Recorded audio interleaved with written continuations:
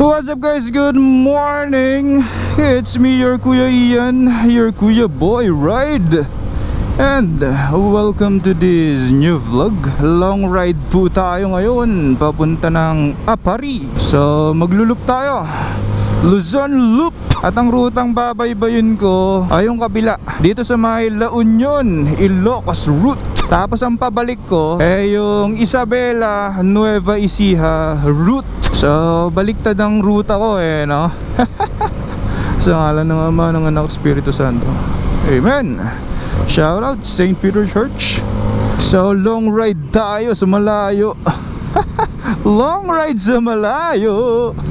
Bali nasa 750 kilometers lang naman yung babaybayin natin Hindi naman masyadong malayo Parang mga 750 to 780 kilometers mula dito sa Quezon City, Manila, hanggang Apari, Cagayan. So solo ride lang ako ngayon. As usual, palagi ko naman ginagawa to. Lagi naman po ako nagso-solo ride, long ride. Pero ngayon naka-vlog na kasi vlogger-vloggeran na tayo So ito yung pinili kong ruta kasi babalik pa naman ako dun guys. Pero next ride ko, big bike naman ang gagamitin ko, yung Honda CB650R ko. Ito palang gamit ko ngayon, itong Sniper 155 ng kapatid ko, ng bayo ko, nung mag-isawa. Shoutout sa kanila sa palaging pagpapahiram sa akin itong kanilang motorsiklo o ng kanilang mot-mot.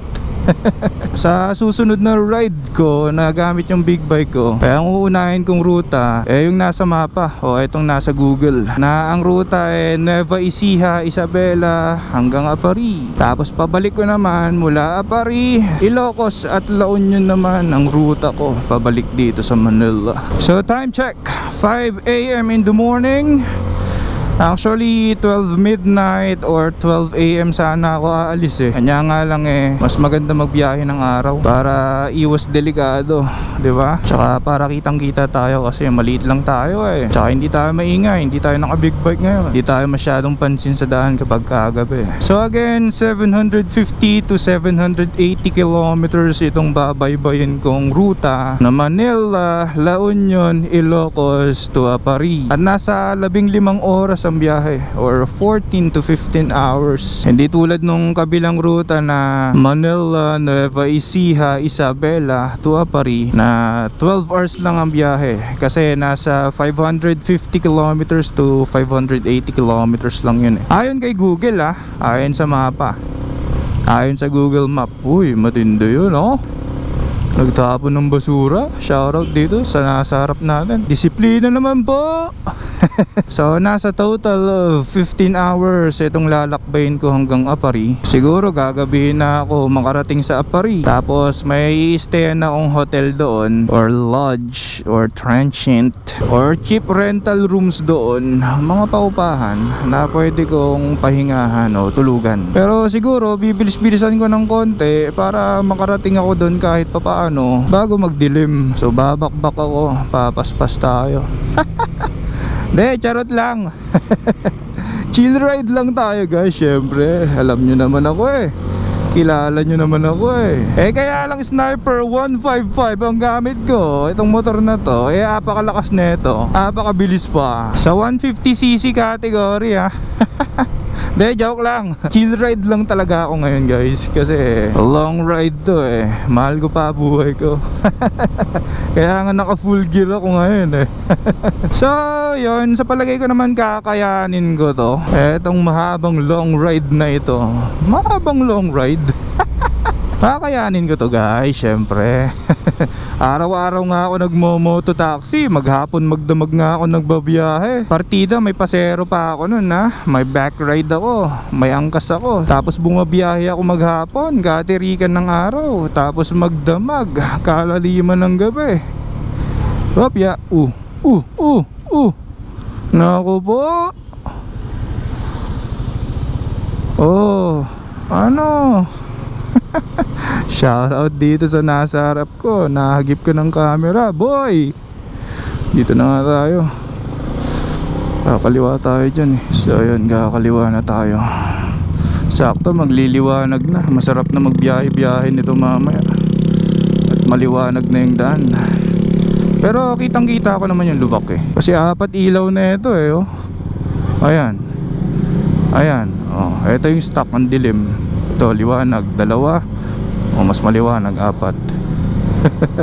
Diba? So babalikan ko na lang kayo mamaya pagka maliwanag na. First stop ko ay sa San Juan, La Union. Eh ang balak ko nga sana, aalis ako ng 12 midnight or 12 AM.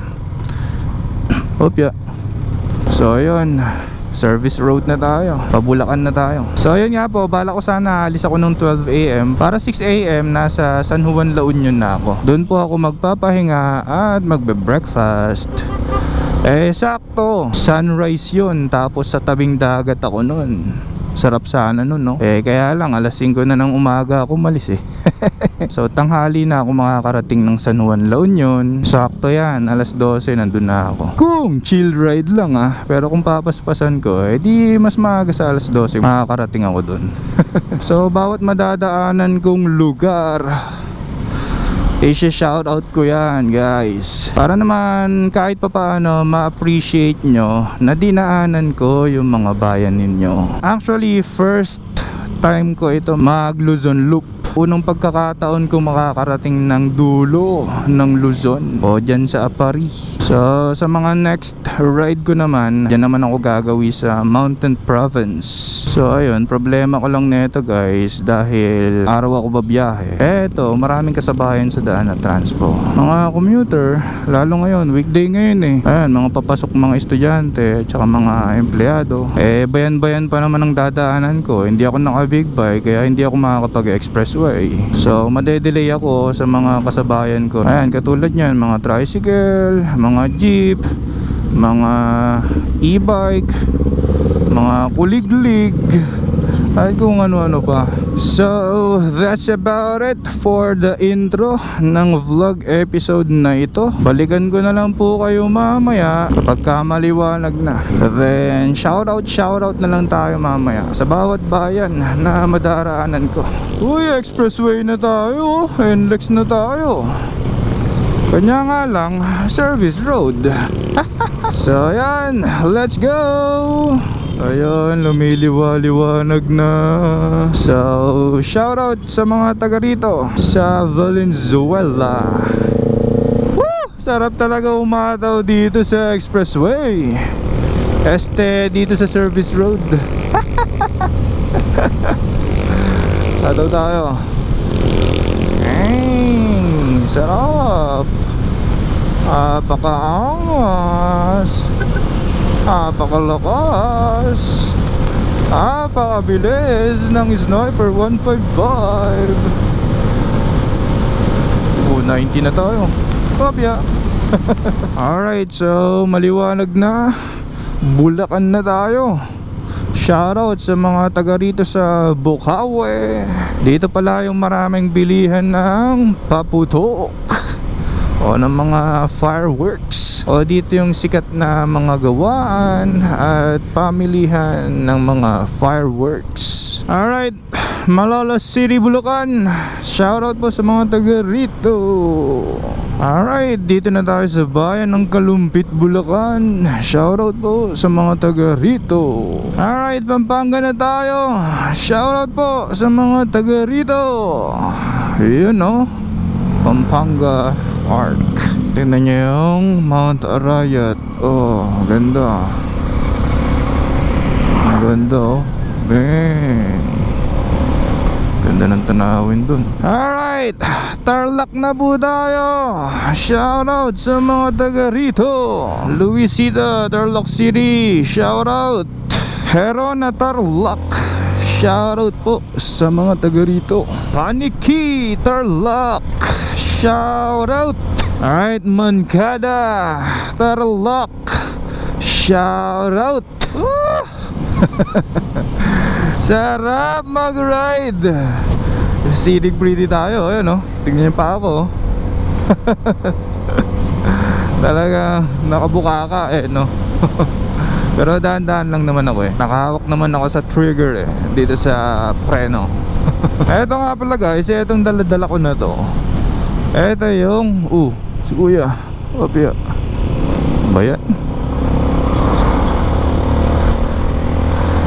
Eto yung mga dala-dala kong ipapamigay sa mga nag-aabang na followers natin dyan, no? Dito sa Tarlac, may follower tayo dito na dadaanan. Tapos mamaya sa Pangasinan. Tapos sa Vigan.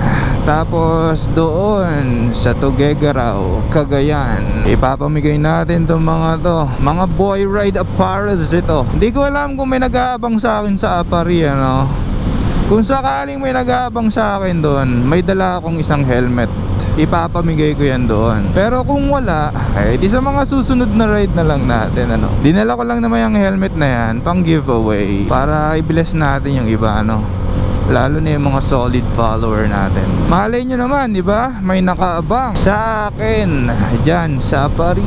So ayan, kinabit ko yung top box ng motor neto ni Bayaw. Kaya nakapagdala ako ng isang helmet na pang giveaway, na pang share ko sa isang solid follower na mabibiyayaan nito.